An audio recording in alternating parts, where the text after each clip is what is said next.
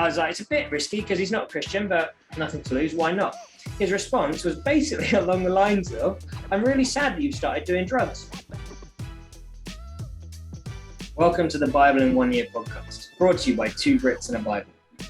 Today is day 258, covering Daniel 1, 2, and 3. So, Book of Daniel. I've literally just this second noticed I don't have my Bible with me, so I'm going to be relying fully on my notes, and I suppose I could rely on one of these little bad boys as well, but I will rectify that for tomorrow. So, Book of Daniel, written by Daniel, kind of makes sense on that one, in that sort of 537, 536 BC sort of time, and focusing on four main characters. There's Daniel, again, pretty obvious. Then I always forget that Shadrach, Meshach and Abednego are part of Daniel, because I'm always like, oh, no way. So yeah, Shadders, Mesh and Bedo is what I've nicknamed them. And love it. Basically, it's written partly in Hebrew, partly in Aramaic. So chapter 1 is Hebrew, chapter 2 through 7 is Aramaic, then 8 through 12 is back to Hebrew again. And there's really cool symmetry. Again, we've mentioned the videos on the Bible Project reading plan.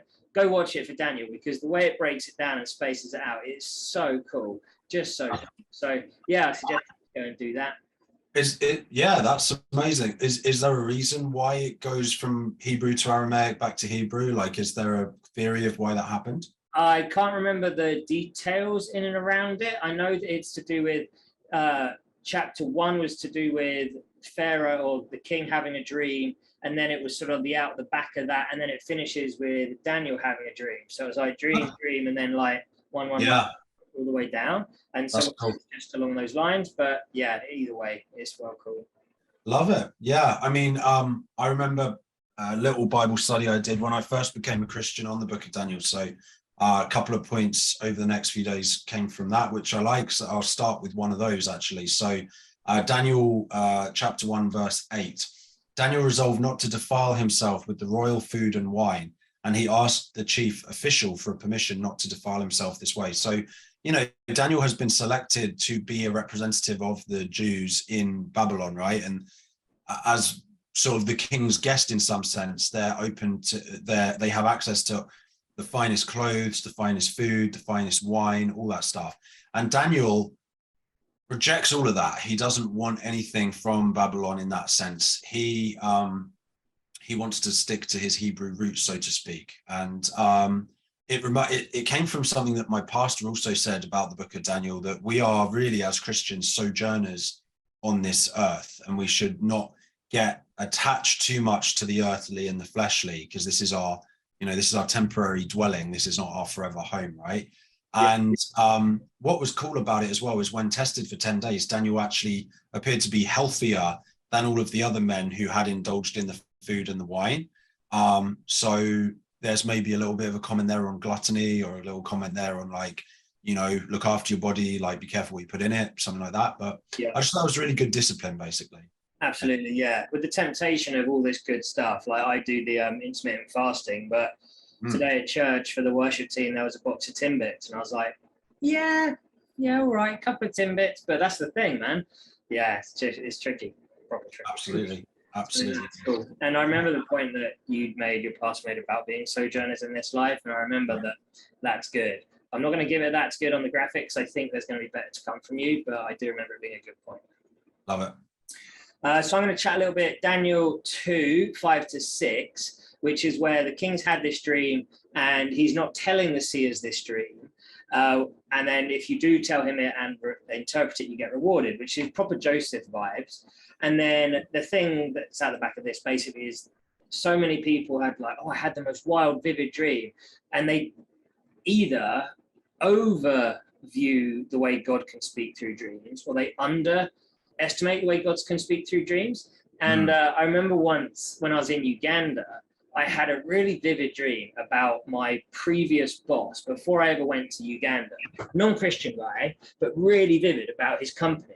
And I thought it was one of those things that just sat with me for a few days. So I thought, you know what, I'm going to message this guy and just be like, hey, this is going to be really random, but I had a dream with you in it. I can't remember the details now. I don't know. I don't think I would have gone into too much detail when I emailed him.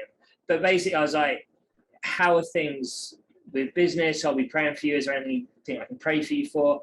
And I was like, it's a bit risky because he's not a Christian, but nothing to lose. Why not?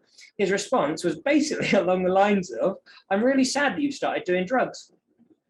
And I was so taken aback by it. I was like, wow, okay. So obviously completely missed the mark with that one.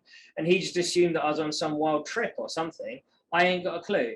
But God can speak through dreams, and God can, like, there is symbolism and stuff in it, which you can read and study that stuff. But yeah, along those lines, really. Wow, that's crazy to me. But yeah, I mean, I think that some people who don't understand a relationship with God do think that it's, you know, something that's to do with drugs or mental illness, which is crazy. Yep. But also there's, I suppose, a trend now as well of trying to get in touch with like Mother Earth or Gaia or whatever, right, through ayahuasca and other drugs as well. So I think that sometimes people conflate Christianity with that, which is pretty funny, really, because God doesn't need a gateway to come to us. He comes to us where we are. Yeah, sorry to hear that, mate. We'll pray for that friend of yours, because he wasn't a friend. It was literally the guy that owned the company. Yeah, but yeah, no skin off my nose, so whatever. Yeah, absolutely, and he did the right thing. So then Daniel 2 verse 18, he urged them to plead for mercy from the God of heaven concerning this mystery, so that he and his friends might not be executed with the rest of the wise men of Babylon. So Daniel must have felt desperate, and this is unprecedented, but his faith that God would deliver him didn't waver at any point. And it actually reminds me of, while we're talking about dreams and stuff, Nabil Qureshi, in his brilliant book, Seeking Allah, Finding Jesus, talks about how one of the pivotal moments in him finding Christ was a dream that brought him from Islam to Christianity, and he knew that the dream was from God. Wow. I've never had a dream like that personally, where I'm like, that was God talking to me, but he, with very clear conviction, was like, no, this dream was from God. This was different to the dreams I've had. So I'm guessing that's how Daniel must have felt as well, like having seen these answers and stuff. So, yeah, absolutely. The way I can often realize that God is interpreting through it, or not interpreting, sorry, God's speaking through a dream, is if often with my dreams, I forget them pretty quickly. But sometimes if I just keep coming back to that same dream, I'm like, okay, is there something that I'm missing in here? Just sort of pray into it a little bit, really. But yeah, to have it with that clarity, just crazy, just so cool. Incredible. So do you want to chat about 2:30 before I jump into 31:37? Just very quickly, so Daniel 2 verse 30, the idea that the king is trying to give Daniel all the glory, and he says, no, it's not me, it's God that's given me this. And I just said it's such humility, and I think that's something we should all aim for, including me. I wish I was more humble sometimes. Yes, absolutely. While we're on it, humility, not to be confused with humbleness, which is not a word. Stop saying it if you say humbleness. Correct. One of my pet peeves in life. So then out the back of that, when Daniel is giving the interpretation to the king's dream, and it's like this whole thing of the statue and the way it's going to be torn down, and then other nations are going to come ahead of it, all that kind of stuff. And just basically, I was like, God has given this guy so much, right? This is the dude, Nebuchadnezzar, that God used to destroy Pharaoh. So like everything that he's accumulated has come from God. And basically now it's saying it's going to be wiped out, but you will still come back and find God out the back of it, really. Yeah, absolutely, man. And just one final interesting, there are interpretations of what was in the dream, but ultimately it all came true. It was Persia, then Babylon, obviously, then Persia, then Greece, then Rome, and then Jesus is the mountain at the end. And what was cool at reading that as well is I kind of got a sense that the mountain was Jesus, because we can sort of look back, whereas they would have struggled to look forward. So that's kind of a cool little point. That's true. We have this gift of hindsight, which they just didn't get. Exactly. So then out the back of it, Daniel gets elevated to this big level. And so actually it's Shadrach, Meshach and Abednego that get fully attacked. And I realized that Daniel at this stage was basically untouchable because the place of elevation the king's put him in.